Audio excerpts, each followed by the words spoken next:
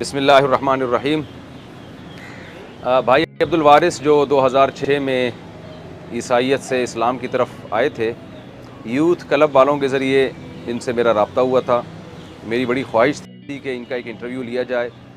और आजकल में ये बात बहुत चल रही है कि जी गैर मुस्लिमों को ज़बरदस्ती मुसलमान किया जाता है, लिहाजा इसके ख़िलाफ़ आवाज़ उठानी चाहिए।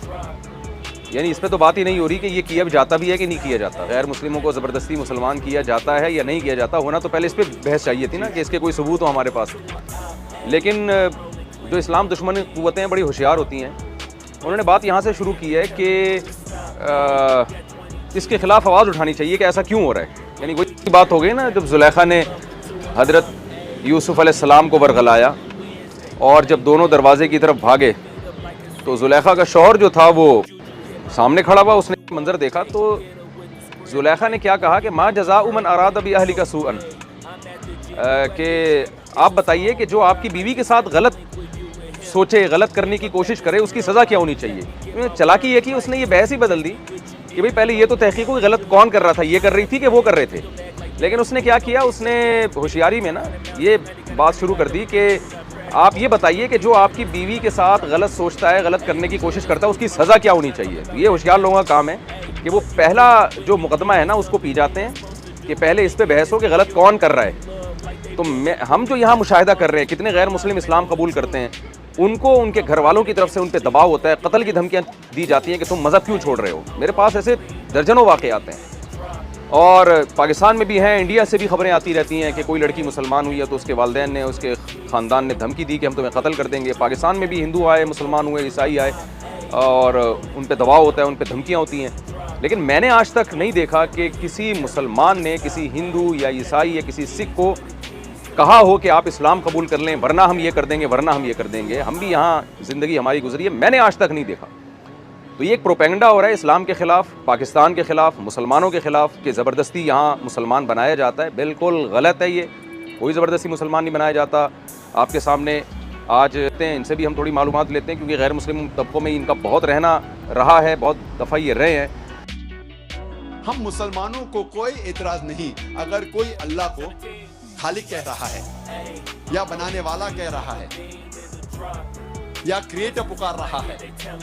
लेकिन अगर कोई शख्स कहता है कि ब्रह्मा वो है और उसको एक अक्स देता है, एक प्रतिमा देता है और कहता है कि उसके 4 सिर है और हर सिर पे एक मुखट है, तो हम मुसलमान इस पर एतराज करते हैं। और आप श्वेताश्वतर उपनिषद पाठ नंबर 4 श्लोक नंबर 19 के खिलाफ जा रहे हैं, जिसमें लिखा हुआ है न तस्य प्रतिमा अस्ति, उस खुदा, उस भगवान का कोई भी प्रतिमा नहीं।